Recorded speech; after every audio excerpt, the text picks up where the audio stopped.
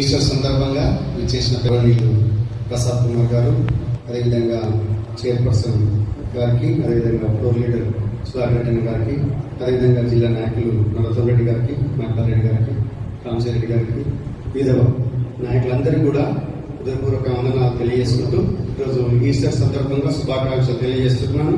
ఈరోజు ఈస్టర్ సందర్భంగా ఏంటంటే అందరికి తెలియకపోవచ్చు, యేసుక్రీస్తు పునరుత్థాన దినం. యేసుక్రీస్తు ఎవరంటే ప్రపంచానికి మార్గం.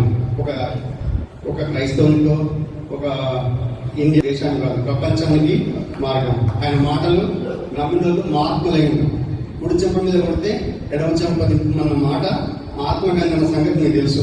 అందుకంటే ముందు 2000 సంవత్సరాల క్రితం యేసుక్రీస్తు ప్రభులవారు చెప్పిన మాట.